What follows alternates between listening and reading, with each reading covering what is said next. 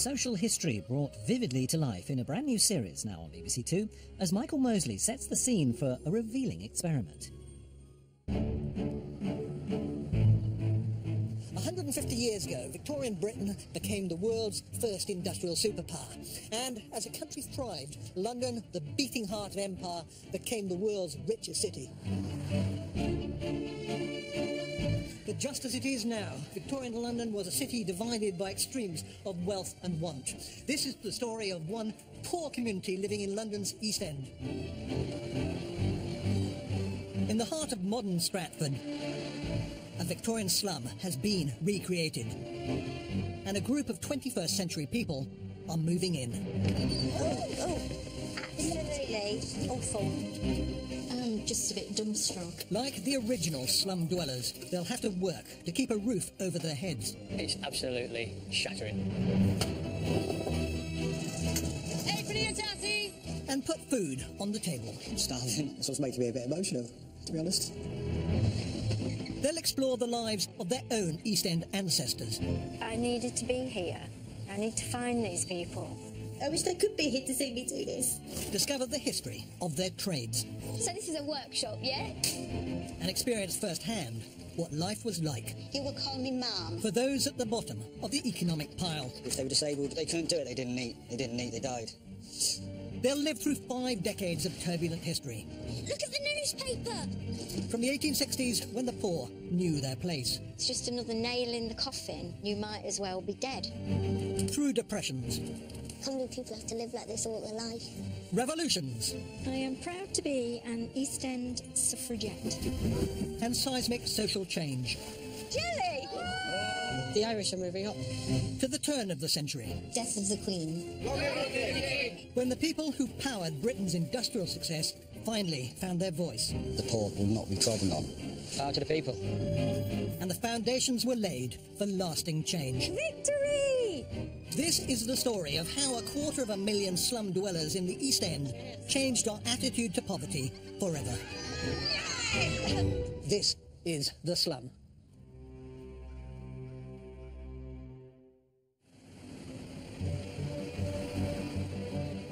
Fueled by the Industrial Revolution, in 1860, London's economy was booming. Here in the West End, the city as we know it now was taking shape. There was new housing, grand railway stations, and the streets were filled with smart shops, all showcasing London's wealth. As today, people came to London in search of work. In fact, the population tripled in just 50 years. But this was a city divided. For the first time, geographical lines were drawn between those enjoying the nation's wealth in the West and those who weren't in the East. Hidden away from public view, people live lives of almost unimaginable poverty, packed into dilapidated buildings and the crammed courtyards of the East End slums.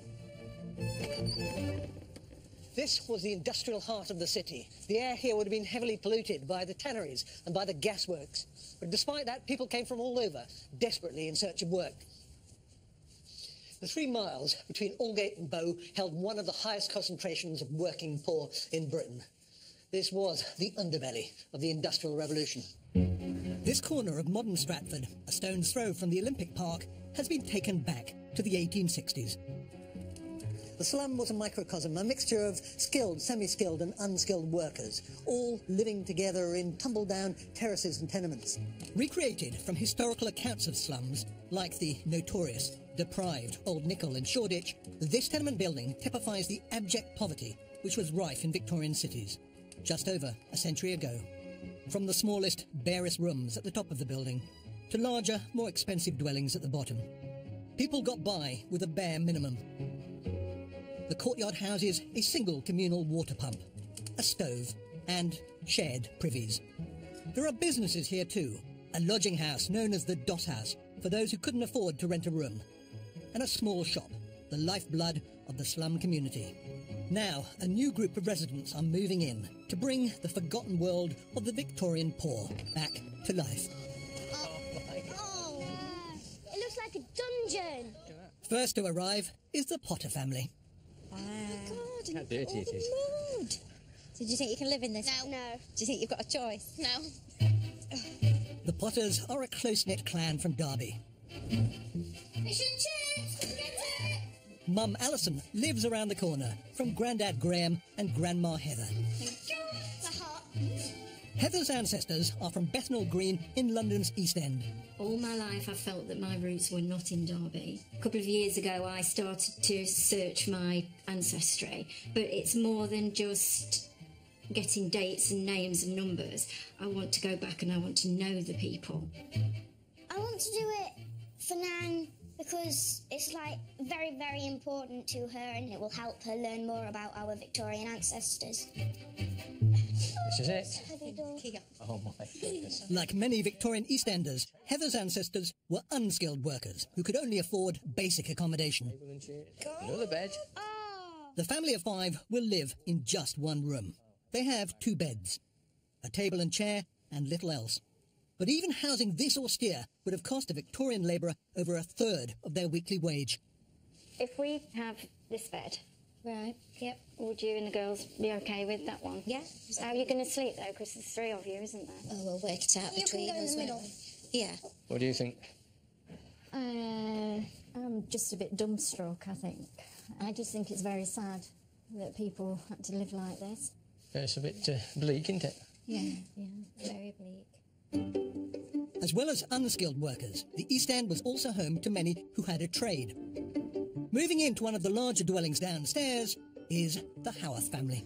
Oh my God. Dad Russell is a tailor. As a skilled worker, he would have been able to afford double the Potter's rent. For that, they get the relative comfort of 2 rooms, It's bigger than I thought. tin bath, and, unlike their poorer neighbours, a small stove to cook their own food. You can't cook with that. Well, I'm going to have to.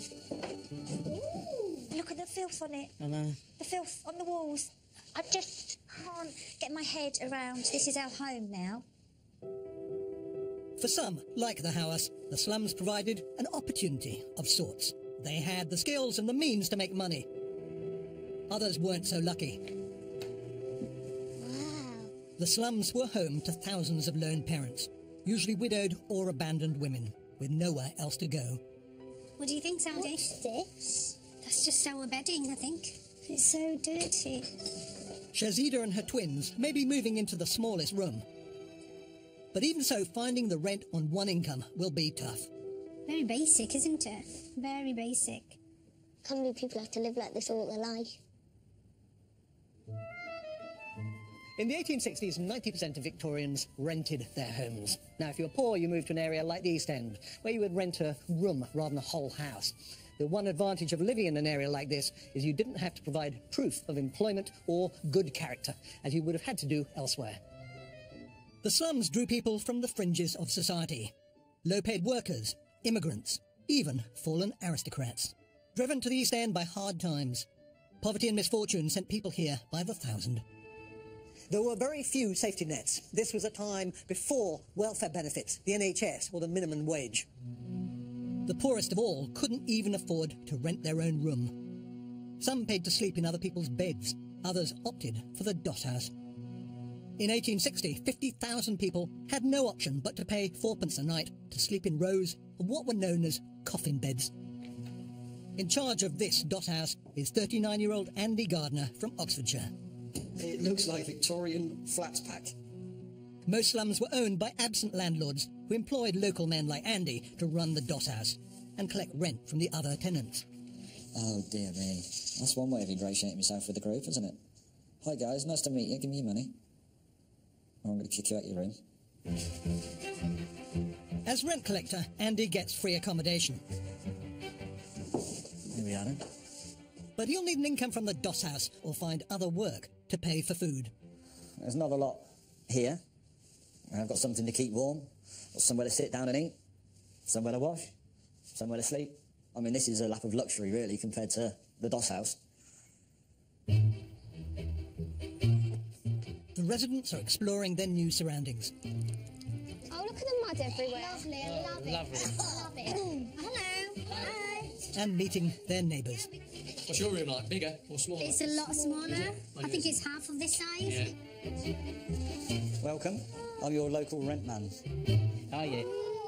Get the rolling pin ready. Get the rolling pin ready. Otherwise you'll be down here. Have you seen how they sleep in here? No. Is this the DOS house? This is the DOS house. This is the DOS house. If you can't afford the coffin bed for 4p, you'll like the other one. You want to sit down on the bench? Okay. Like this? Yeah. That is disgusting for a human being to actually even pay. Well, it's either that or the street. This is the tuppenny hangover, where people slept upright, supported only by a rope. Something the residents could experience if they failed to pay Andy at the end of the week. So if you can't afford the rent on that day, Yep. would you come back again another day? No. So it's that day or nothing? Other people would be waiting to go in there. That's harsh. Yeah.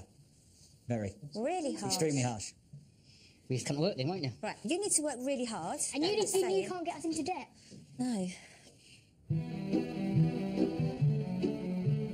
For the Victorian poor, keeping a roof over your head was the absolute priority. After that came food, and in the 1860s, food was surprisingly expensive. It consumed an average of 2/3 of a slum dweller's income. So, a reasonable living could be made from keeping the slum fed. Do we have a business? A job which falls to Adrian and Vibeke Bird. Aha! We're going to be grocers. Adrian and Vibeke have homes in rural Hertfordshire and Wales. Their family histories echo the mass migrations of the 19th century. Migration's a really big theme in my own life, living in the States and then coming to the UK, and also in my parents' lives, growing up in Germany and migrating to the United States. I want to know what it was like for people to be moving from the countryside to the cities for opportunity. In Victorian times, country folk were moving to towns in their droves, and handyman Adrian's passion for rural crafts should stand him in good stead. I think I'm prepared. I think the skills I've got will be very well suited to the slum. I'm going to have to draw on all that I've learned over the last number of years to be able to keep us going and keep us fed. Oh my. Wow. Look at the wallpaper. This is home. With a shop and a room to rent, the Birds have the highest outgoings of all. We're living in luxury. But they also have a stove on which to cook, and the fanciest furnishings. As shopkeepers, they have decent earning potential. For a slum, this must have been one of the nicest places. This must have been the top of the heap. I'm beginning to think we're probably doing okay. Many slum dwellers had no way to cook for themselves. Oh, that's rank. That's strong. So shops like these were pivotal to the community. Hello there. Come on in. With most residents living day to day and hand to mouth, cash flow was a major problem. What can we do for you guys this evening? So slum shops sold them only what they could afford. Bread by the slice, tea by the spoonful, and small portions of hot food. They'd even rent a bowl and a spoon to eat it with. We have to say now, though, that we haven't got any money right We know now. the situation. Yeah? You're all in the same boat. Do your tick till Friday. Okay. And then your bill's due Friday, please. Friday. Yeah. Okay. Tick was a system of credit based on trust, and it kept the slum economy moving. I'll put that in the book for you. Okay. Yep. Thanks. Bye-bye. Thank you. We'll see you tomorrow. Bye. Like many poor Victorians who came to the slums, these residents face starting their new life already in debt. Obviously, bread. that is a priority food, bread. Bread. And cheese. And cheese. It all depends how much it is. Yeah. Oh, I'm just worried because Because also- I'm worried because we don't know how much Dad's going to earn, and we've got rent to pay in 4 days' time. We've got rent, and if we don't pay the rent, I am not going to live in one of those other rooms. We're going to have a bit of rope. It's not going to happen. There's no way you can sleep like that DOS house with a rope. Do we make do with about the heat in that room tonight? Yeah, we'll just have to just all cuddle up. Just have to make do. I'd rather be cold, I'm right, hungry. and hungry, Pay the rent. and be able and pay the rent. I can put it on the tick for you as long as it's paid before Monday. and that's the rent day as well. That's our rent day too, It that's is why. indeed. We're all in the same boat, to be honest. You do feel as if you've got some responsibility to try and help these people. Definitely, yeah, that's hit me. Feel a little bit more responsible than I thought I would.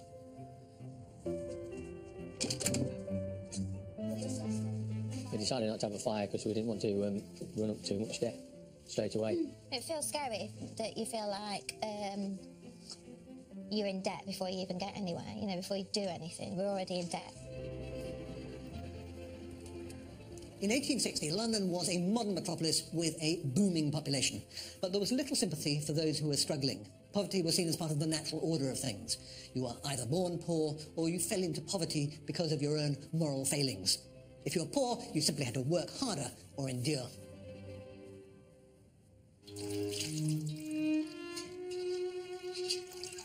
struggling now. That's on day one. I'm struggling now. I'm tired and I hurt, and all I want to do is go to bed. It's not going to be very comfortable. It's going to be very cold, but hopefully we'll keep each other warm. I do feel very much isolated. The other families, they've got a male presence, whereas it's just the three of us. So it's a lot tougher. Why are you jumping? Sharing a bed's definitely going to be a challenge. I'm going to have to rise to it because I've got no other choice. So I think we'll sort of band together as a family and we'll probably get closer, to be honest. A few minutes ago, I was like, where's the biscuits? And then I just remembered, like, oh no, we can't afford biscuits. And then I just felt a depressing feeling inside, like a ship's just sunk inside me.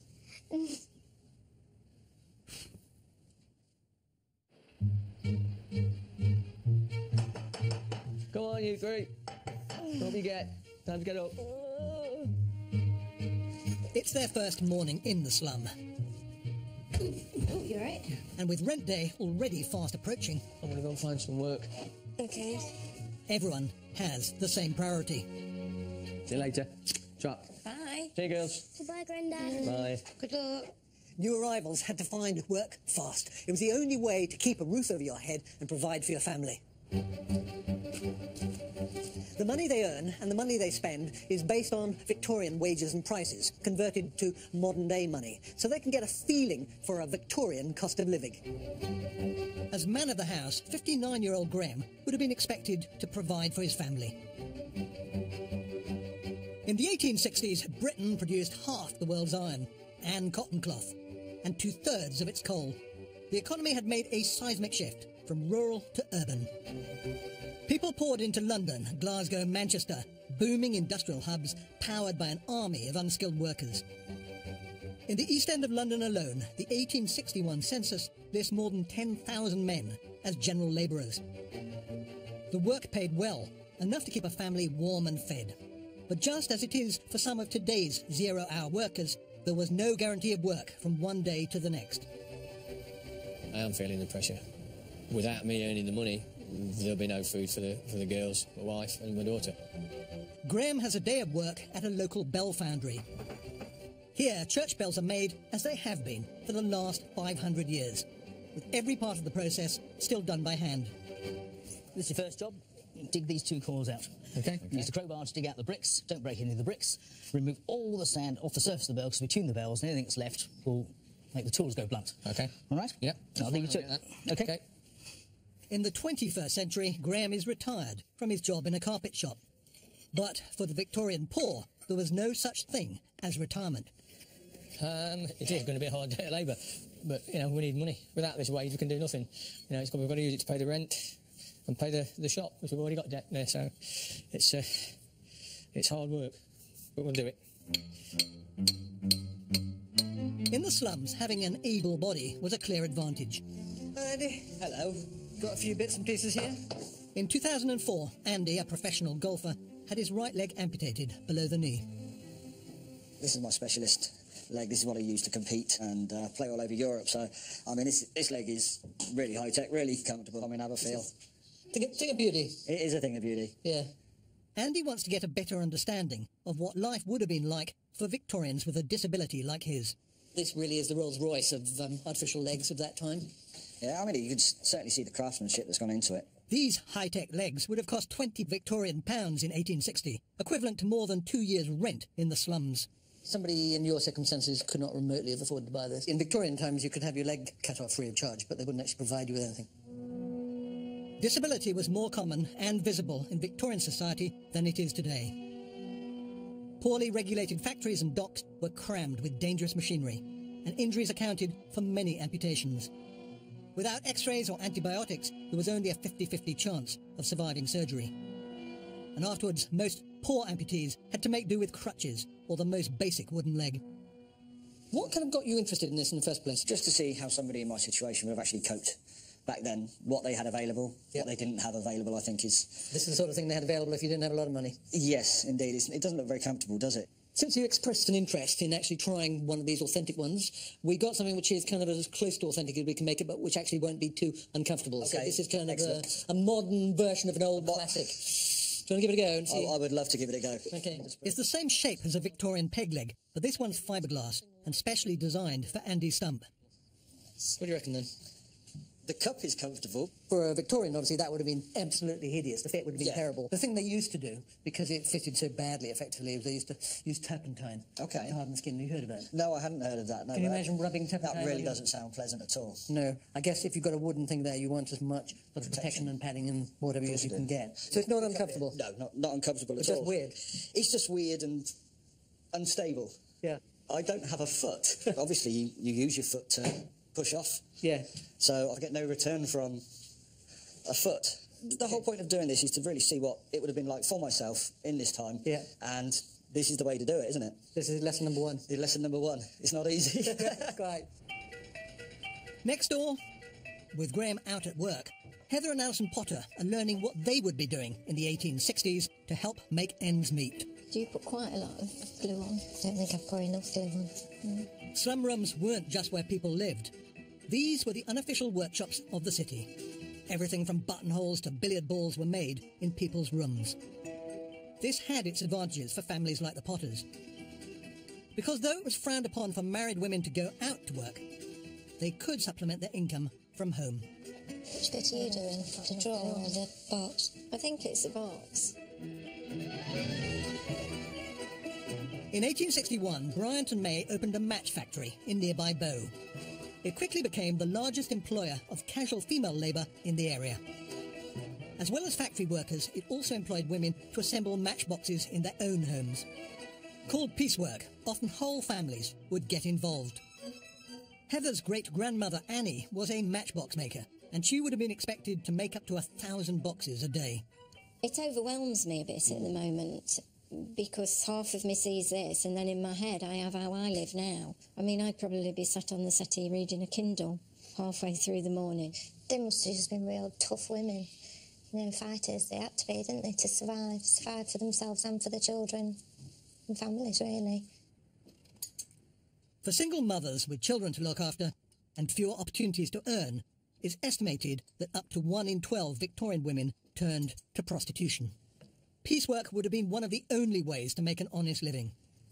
Right, that's the lid. Shazida and the twins are making fancy boxes for things like perfume and cosmetics. So we need to start a production line here. In their modern lives, Shazida and 10-year-old twins Sadie and Saudi live in Scunthorpe. So what do we understand about the revolution? They created machines. So it was a big change, wasn't it? Shazida works as an admin assistant and homeschools her children. We literally do everything together. And you could say that I pretty much kind of like dedicated my life to the twins. It's very difficult being a single mum in the 21st century, so I want to experience how the Victorian single mothers lived, how they survived. It must have been really difficult. That's not going to stick together, is it? Try putting a bit more.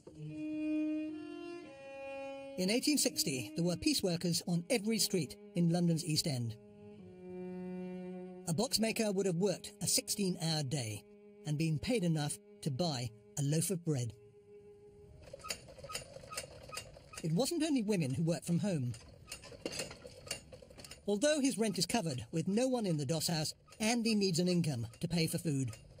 I am making handles for tools. Furniture making, cane chair repairing and wood turning were all common types of piecework done by men. This is one of my first attempts. I'm quite pleased with that, to be honest. It's going to take a lot of getting used to using this. It's hard on the leg. It's very hard on the leg. Alongside the slum's unskilled workforce, East London was also a hub for trades, like tanning, embroidery and tailoring. Russell and his son James are off to find out how their Victorian predecessors made their living. Okay, Brown.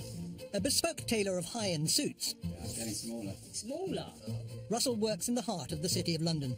I love my trade of tailoring. I really am passionate about it, and I really want to find out how hard it was tailoring in the 1800s. It's really going to be experienced, so I can't wait to do it.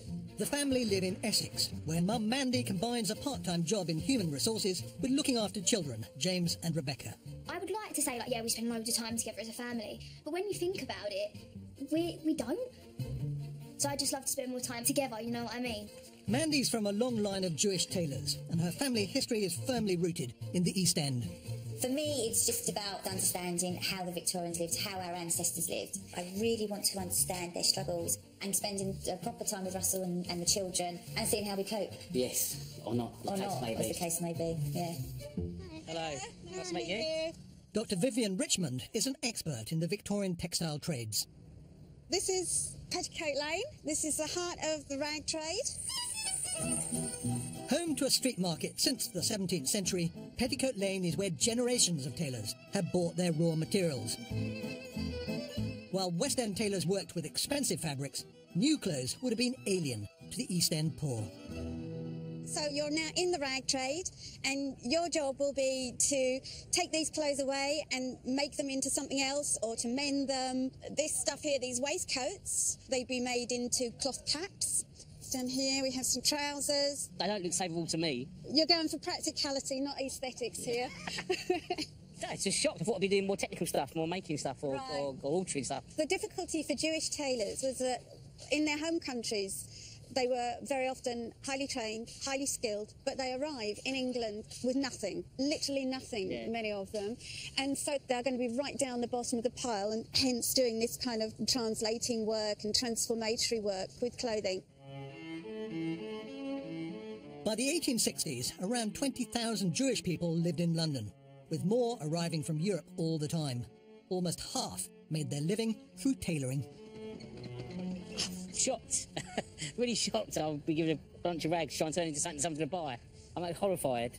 I mean, this is a different end of the scale to what I'm used to working on. I mean, we normally make sort of a court dress and tailcoats, and this stuff is just the bottom end when people have actually finished wearing it, and then we've got to make it for people to wear again. It's going to be a challenge, I think. Graham has been hard at work at the Bell Foundry. He's done 4 hours without a break. I never thought it'd be this physical. It's absolutely shattering. I think to finish the full day with nothing to eat this morning on an empty stomach is going to be really, really tough. I didn't realise how difficult it would be. So what's keeping me going is the family at home. I've got to do it. It's got to carry on.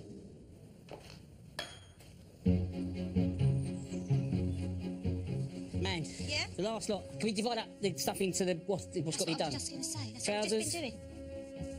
I'm already ahead of you. Oh, yeah? Okay. Yeah, look, waistcoats all in this pile, and washing just throw on the floor. What is that? Probably sick. What's in there? Is that a fight? It's blood. You're joking. Just put it in the washing. And I've got to wash that? Yeah. Russell hasn't hand-stitched anything for years. But although he won't have modern machines, he will have help. In the 21st century, Rebecca and James go to private school. Here, they'll be put to work. We're going to do all the caps first, then we'll start working on the trousers, and the shoes, I think, are just a polish up and a bit of cardboard at the end. Yes, boss. Rather than repaired, shoes were simply patched up and painted black to hide the holes. In my shop, I've got all the machinery, the correct tools for the job, they're all fit for purpose. Here, in the slum, they're using the bare minimum of stuff. It's all done by hand. It's been really tough for them, as I'm finding out myself now. Andy is also finding out just how hard slum work would have been. One little slip, and it's ruined. It's absolutely ruined. If I feel like I failed, I feel like I failed. I don't like failing at anything, nothing. But this has beat me. Back in 1860, if they were disabled and doing something like this, they couldn't do it, they're gone. How many guys did 600 or 1,000 of these every single day? I've done 7. And these guys did it, and if they didn't do it, they didn't eat, they died. Graham is finishing his shift. He's earned £10, the equivalent of a Victorian labourer's daily wage. Here's your wages for today. Thank you. Nearly enough for his £13 rent. Any work tomorrow? Be here at 8:45. Don't be late. OK, thanks. But after 8 hours hard labour, he's on his last legs. Oh, yeah. All right. Yes. Yeah, so, did you get any money? Yes, £10. Oh, amazing. How was your day? Hard work. Very hard, yeah. I've never worked like that before in my life. But it's the hardest thing I've ever done. Really? Yeah, the sweat was absolutely pouring off me. It was dripping down. Yeah. You did well. Yeah.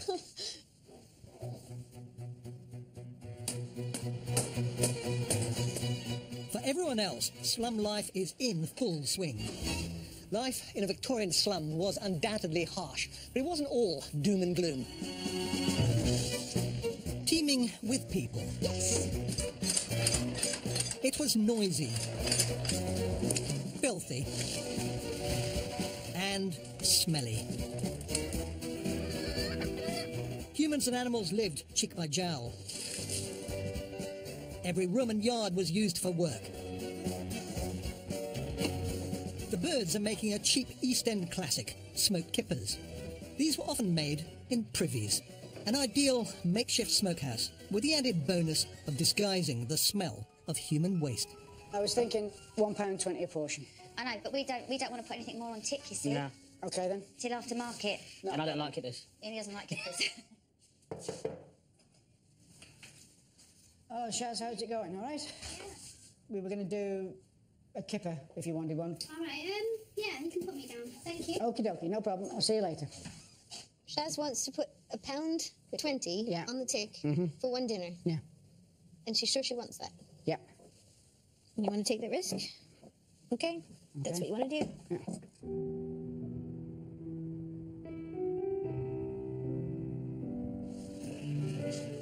First one, finished.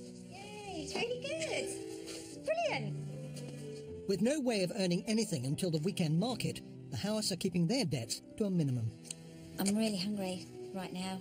This morning, the bread we had left from the night before we gave to the kids. So Russ and I haven't actually eaten anything since yesterday evening when we had a quarter of a slice of bread. I actually feel exhausted, but we've got so much to do ready for market that I'm not even sure if Russ and I are going to have time to get to bed at a decent hour because we've got to get all this stuff done.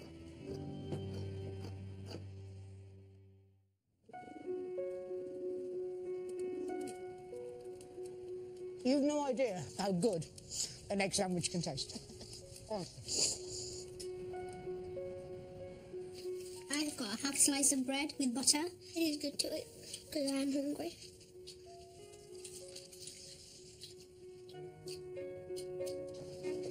It's early, but the House have already been up and working for an hour. Halfway through. Touch it. And Taylor Russell has turned teacher. That's it, lovely, perfect. Like that. That's it. Too much? That's fine. We've pulled together. He's taught me how to sew. He's taken the patience and the time. Whereas in our real life, we're so busy that we're like ships in the night. And now we've come together again. And actually, we've realised we still do love each other and we still do like each other, which is great. It's actually quite nice, two of us just sitting here. Yeah. Just sewing. I've got to stand up, I'm sorry. Am I standing up? Yeah, I've got to. Upstairs, things aren't going so well for the Potters. Graham's back has seized up, and there's no way he'll be able to go back to work at the Bell Foundry. Their only other potential income is from the matchboxes, which is unlikely to pay the rent. I've made 1, 2, 3, 4, 5, 6. They take a whole day to dry. No, it's just not going to happen. In the 1860s, the loss of the main breadwinner accounted for nearly 2/3 of families forced to seek help from the Victorian authorities. What is enlightening is how quickly your situation can change. Dad can't work today because he's injured. And the matchboxes were a bit of a failure. We've got to start thinking how we're going to find the next few pennies. The family is in dire straits. They've no option left but to send the children out to work. I'm confident that we'll get the rest of the rent today. Yeah, I'm confident you will as well. Oh, she's amazing. Good girl. Heather and Olivia are going to bunch and sell watercress. Now we know how much we have to earn. I'm just determined to get that much money, and I think we will. Children were considered economically viable by the age of 7 or 8 and were as important to the East End workforce as their parents. Places like Covent Garden, Victorian London's main fruit and veg market, were filled with street sellers, many of them children. Watercress was a popular street food that could be bought for pennies and sold for a slim profit. Excuse me, would you like to buy any watercress? Their working day would have begun as early as 4 a.m. and gone on for up to 16 hours. Watercress, 9 pence a bunch. There you go. Thank you so much. Thank you. Bye. It's so good. I'm doing this at uni, 1800. Oh, yeah. Hi, excuse me. Would you like to buy any watercress? Thank you. Cheers. It must have been hard seeing your children go out and knowing that they've got to do this. Is that all right? That's perfect. It makes me feel angry because if it was snowing and there weren't many people out, you just had to do it anyway. We've done really well. We've got a little bit of money to take back. Whoa, look at that. I know, we've done really well. Back at the slum, Shaz and the twins have been making fancy boxes all day. She'll be paid at the end of the week for each box which meets the required standard. How are you? I'm good, thank you. Good. I've come for some soup. Right. How did your boxes sold? I haven't sold any yet, so right. I've just been making them. So. Oh, it's hard work, isn't it? Yeah, it is, yeah. Right. So what I'm trying to do is sort of get a grip, as you can see, with how much we've put on the tick so far. All right, okay. And how much we can really sort of lay out again until everybody starts getting paid. So Right, I'm hoping that we'll be able to sell all the boxes, so we should be able to pay off the debt. Right. Hi there, how are you? Good evening, I'm fine, Good. thank you. We can do 1 cup of broth on top of this, but I Okay. really can't go much further than that. We're really going to need to be careful from now on. Right, okay, yeah. Okay. With their own rent due at the end of the week, the birds are wrestling with their responsibilities. Okay, if we had put it on... You know, we'll have to, keep our eye on them, see what they make today, and hopefully they can move those goods. Yeah, but this is the sort of thing that would have happened a lot of, isn't it? Yeah. And what do you do? It's a gamble. Single mum with 2 children, they have to eat and they have to have the wherewithal to make money. How do you... What if they can't pay at the end? What do you do? I don't know. Hello? Come on. The Potter girls are back from Covent Garden. We got £10. Good work. We can pay our rent now. We did all right. We've done really well. And to get £10, I mean, that's made me feel a little bit easier. Much better. Much better. I think you've done good, missus. Good evening, Potters, how are you? The family celebrate with their first hot food in days. We've got some soup on today, which hopefully you'll like to purchase. We made £10 selling cress. £10, that's nice to know. So would you like to pay up tonight for what you already owe? We haven't brought any money down with Well, us. you're more than welcome to go and get it. Paying off their tick has cost the Potters £7.96, putting them short of their rent once more. I think that's the circle you can't get out of, because these things just happen, and that's the ongoing misery, because at the end of the day, you know you've got to wake up into it again the next morning, and it's another fight then to survive.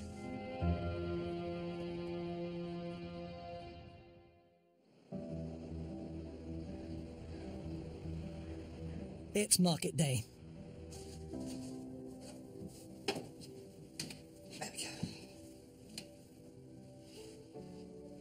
We went to bed quite late last night, and then so we're up early again this morning because time is money, and I'm shattered, so unbelievably tired. What we've got finished is what we can sell, and we have to make rent, and we have to pay the grocer. Got quite a bit to get done. Randy's working on the shoes, I'm working on the caps, and I've got some alterations to do afterwards. Hopefully we'll sell it. And we haven't eaten yet, and actually it's non-negotiable, you just give the children the food. And I'm sure my ancestors would be more concerned for my grandparents.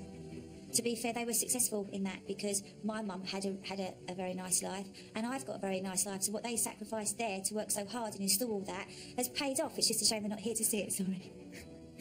Sorry.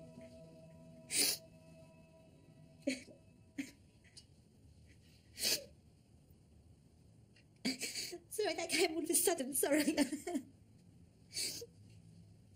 I wish they could be here to see me do this, so that they know that I understood what they go through. Much need a tissue. You need tissue. Roll lining. Roll lining. This will do. Yeah. Not going to use that, are you? Not going to shout at me for No, using it? use that. You can use that bit. This time. Okay, we need to get on.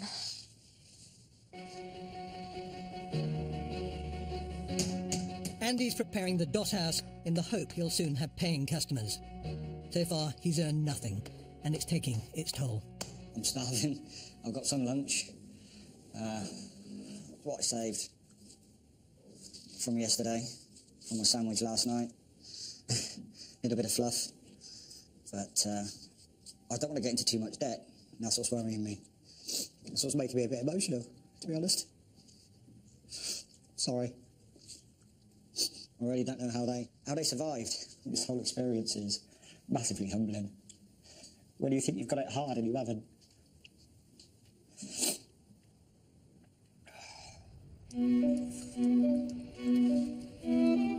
It's payday for the piece workers, who would have hand-delivered finished goods to the factories. See you later, guys. Bye. See you later. Wages were low and standards high. Any products that didn't make the grade would be rejected.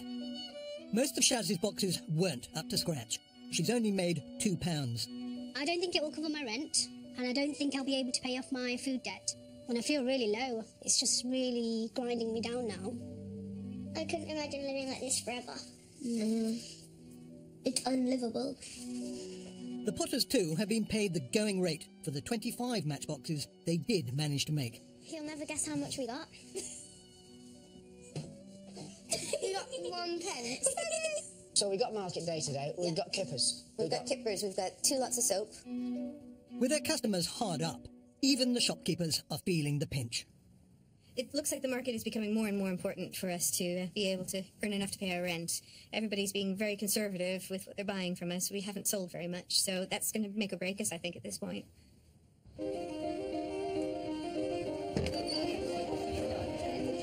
The weekend market was crucial before rent day came round on Monday.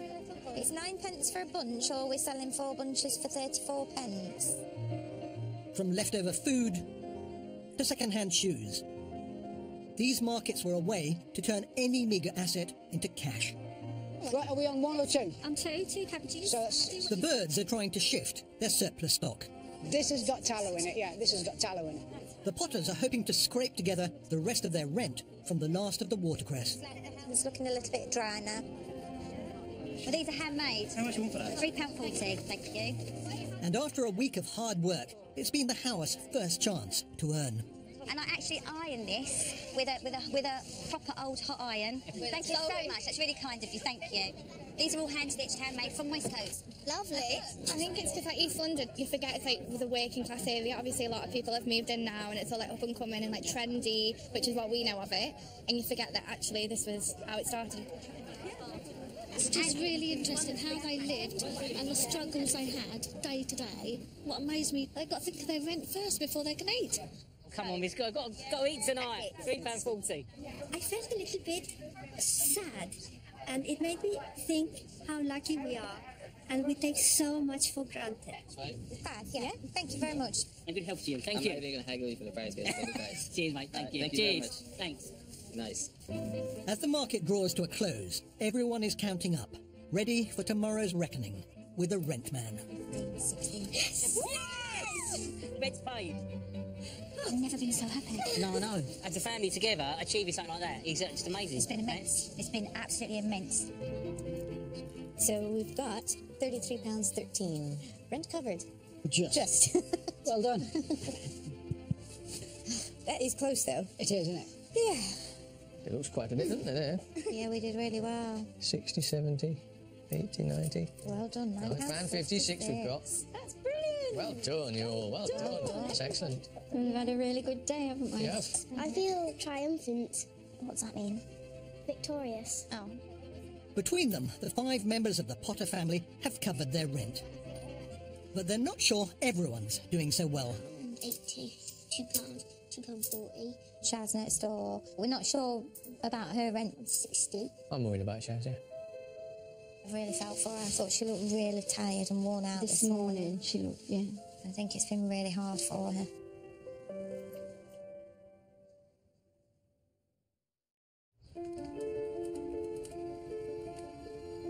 In the East End, rent day was known as Black Monday.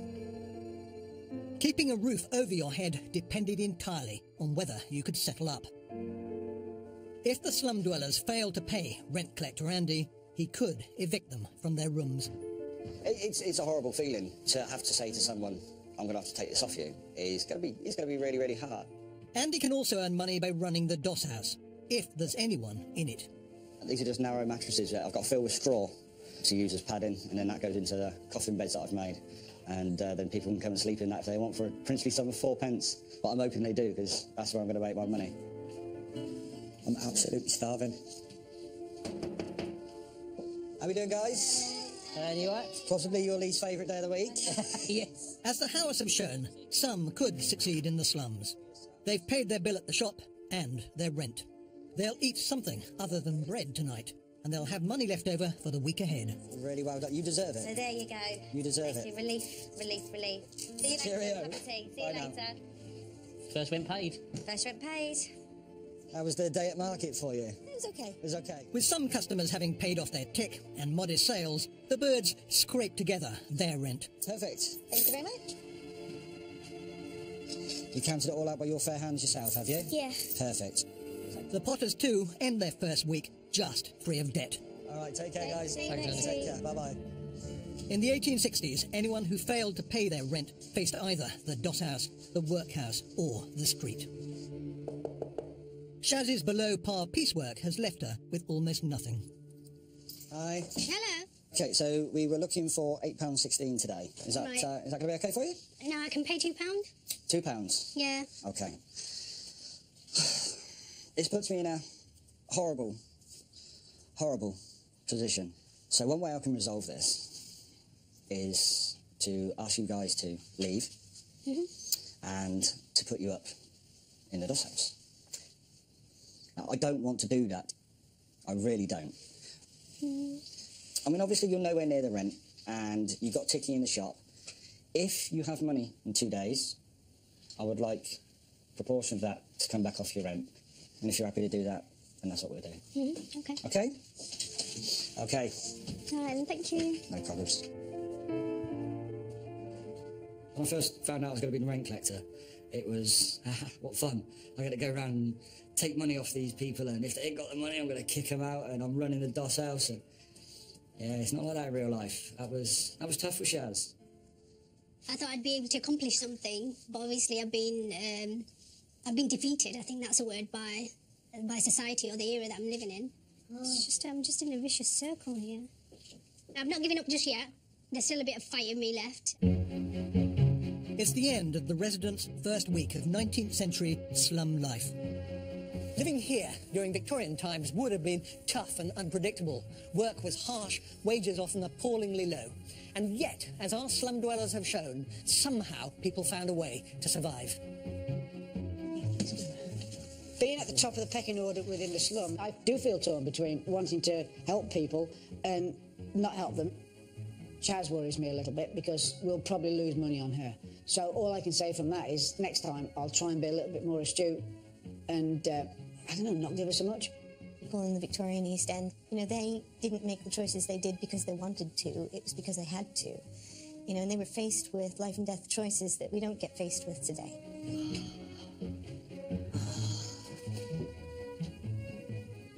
Day after day, week after week, generation after generation, this is pretty much what their life was like. This cycle of poverty that they lived in. I think life is on a knife edge all the time in this sort of environment because you can't earn enough money to be able to put things away for next week because you've got to survive. You've got to buy stuff. We need to start building up a strength again to be able to carry on next week and again start to get the rent. I'm just really happy that we managed to do it and we won't be going into the DOS house. Not today. Not today. What happens when you work hard? You get paid.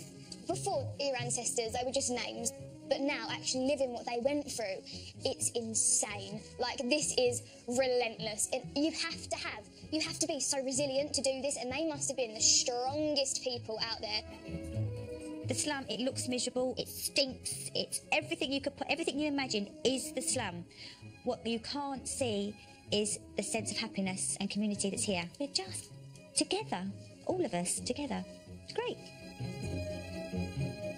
The first hot food we've really had. It's really nice. I thought we had a bad time. I grew up in the 1950s and we didn't have any money, but this is a whole different situation. I will never say that I lived in poverty again, ever, because I didn't, because this is poverty. Next time, It's the 1870s. Nice, isn't it? Look. And a new decade 22 pairs of trousers. When did you? Oh my God. demands a whole new workforce. He treats us like employees, not family. Until an economic nosedive. No, nothing. I'm not taking the food out of their mouths to feed her children. In you come. And new arrivals. Got any work today? A young fella I can take in. Push some to the edge. Nothing to eat. Terrible. It's great. The Irish are moving up. Victorian home life for the better off, as depicted through the paintings of the period, with Jeremy Paxman on BBC 4 at 10:30. And next year on BBC 2, new comedy from Morgana Robinson, Celebrity Talent Management at the Agency.